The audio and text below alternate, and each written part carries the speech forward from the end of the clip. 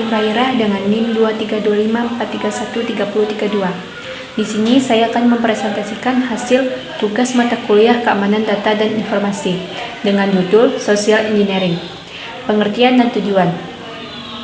Menurut Malcolm Allen dalam tulisannya di Science InfoSec Reading Room, social engineering merupakan ancaman yang sering diabaikan namun dapat dieksploitasi setiap saat untuk mengambil kesempatan dari adanya kelemahan di dalam sebuah jaringan keamanan, yaitu manusia atau pengguna dari sistem itu sendiri. Social engineering adalah salah satu cybercrime berbentuk teknik penipuan atau manipulasi yang memanfaatkan kondisi psikologis manusia. Tujuan dari serangan rekayasa sosial ini adalah untuk mendapatkan data-data pribadi korban, mendapatkan akses masuk ke dalam jaringan sistem tertentu, dan menemukan malware untuk keuntungan penipu itu sendiri. Biasanya, teknik ini digunakan untuk menghubungi korban yang sedang lelah. Selain kelelahan, emosi lain yang umum dimanfaatkan oleh penipu yang menggunakan teknik ini adalah rasa takut, sungkan, atau tidak enakan, sedih, khawatir, hingga tergesa-gesa. Serangan social engineering dapat menyebabkan kehilangan data karena manipulasi dan kurangnya kesadaran tentang keamanan data, di mana informasi sensitif dapat dicuri dan dijual. Yang kedua, ada cara kerja social engineering.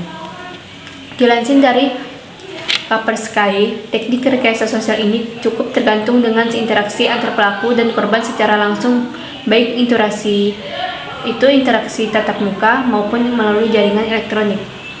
Interaksi secara langsung ini tidak hanya sebentar saja, tetapi juga bisa memakan waktu berbulan-bulan tergantung dengan urgensi dari rekayasa sosial ini. Secara garis besar, berikut ini ada beberapa tahap social engineering attacks. Yang pertama, ada tahap persiapan. Dalam tahap ini, pelaku mengamati dan mengumpulkan data sebab membutuhkan informasi tentang Anda maupun organisasi tempat Anda bekerja. Yang kedua, ada tahap infiltrasi. Dalam tahap ini, pelaku mulai berinteraksi dengan Anda sambil menyamar sebagai individu yang dapat dipercaya. Tujuan dari tahap ini adalah supaya pelaku mendapatkan kepercayaan dari Anda maupun perusahaan Anda. Yang ketiga, itu ada tahap eksploitasi. Setelah mendapatkan kepercayaan yang dibutuhkan, pelaku mulai melakukan eksploitasi terhadap kelemahan calon korban dan berusaha mendapatkan hal yang mereka inginkan. Yang keempat, ada tahap pemenuhan hubungan. Tahap ini terjadi setelah korban berhasil dikelabui dan pelaku mendapatkan hal yang mereka inginkan. Yang ketiga, ada jenis-jenis social engineering. Jenis-jenis social engineering ini ada beberapa jenis. Yang pertama, ada baiting. Baiting adalah teknik rekayasa sosial yang memanfaatkan rasa ingin tahu calon korban untuk memikat korban dengan menggunakan insentif atau penawaran menarik yang bertujuan untuk menanamkan malware dalam ponsel calon korban tersebut atau memperoleh informasi pribadi. Biasanya, teknik ini dilakukan dengan cara menawarkan barang-barang gratis atau berbagai penawaran menarik. Yang kedua, ada phishing. Phishing adalah salah satu teknik social engineering yang paling terkenal. Dalam teknik ini, penipu menyamar sebagai individu dari lembaga atau perusahaan yang kredibel untuk mendorong korban memberikan data-data pribadinya. Phishing dapat terjadi dalam berbagai format, mulai dari email palsu, phishing melalui suara, melalui media sosial, melalui perangkat lunak aplikasi, dan lain sebagainya. Yang ketiga, ada spear phishing. Spear phishing dalam social engineering adalah bentuk yang lebih terstruktur daripada sebelumnya. Pelaku akan mendekati korban dengan manipulasi psikologis personal yang disesuaikan dengan karakteristik individu, sehingga tidak mencurigakan. Mereka mencari titik lemah targetnya untuk memperoleh kepercayaan korban. Yang keempat, ada quid pro quo. Quid pro quo adalah jenis social engineering yang menawarkan keuntungan atau layanan kepada korban.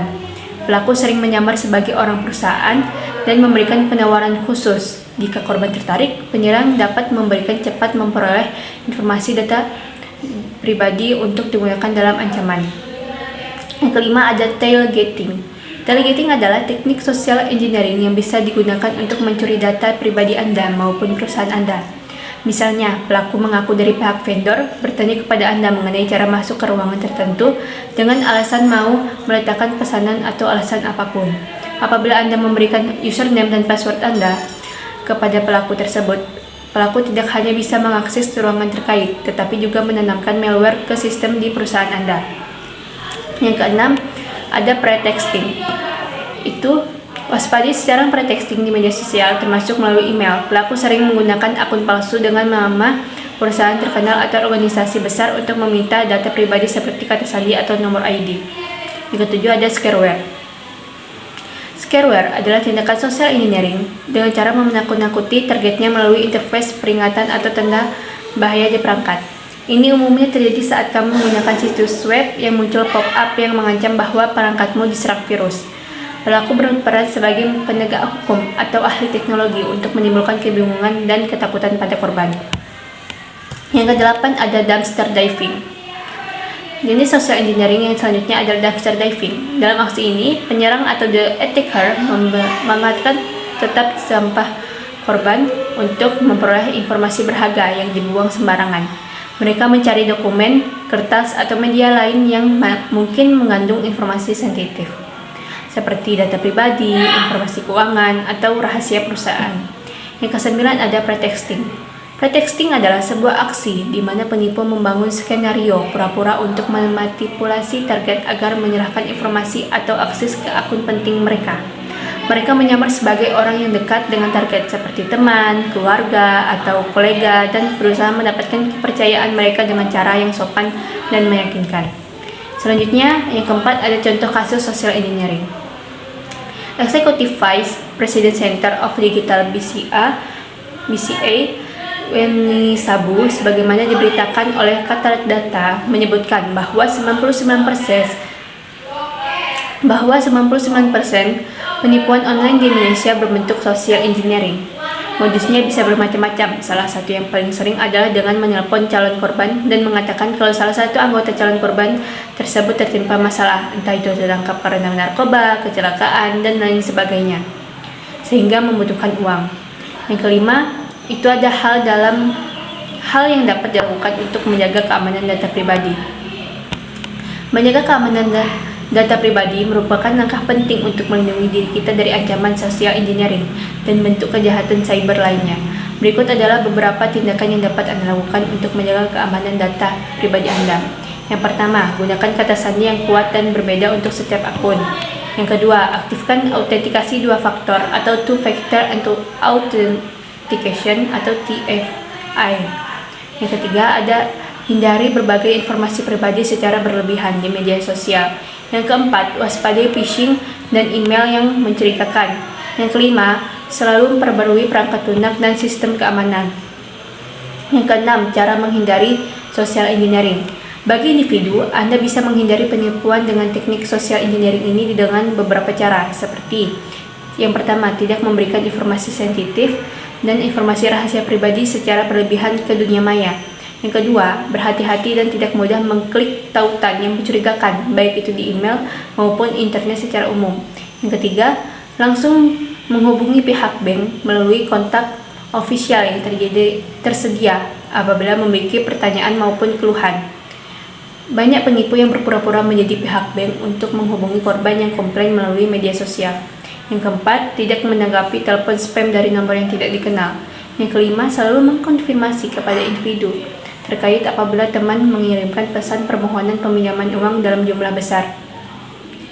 Adapun untuk perusahaan, cara-cara yang bisa dilakukan adalah seperti yang pertama, memberikan edukasi kepada karyawan mengenai keamanan digital, termasuk siapa saja yang boleh masuk ke ruangan khusus. Yang kedua, melarang karyawan untuk menggunakan aset perusahaan untuk mengakses hal-hal bersifat pribadi dan berbahaya, misalnya mengunduh film dari situs bajakan.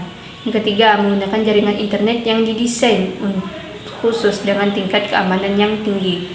Yang keempat, menggunakan sistem onboarding yang terjamin keamanannya. Mungkin itu saja presentasi dari saya, kurang lebihnya mohon dimaafkan.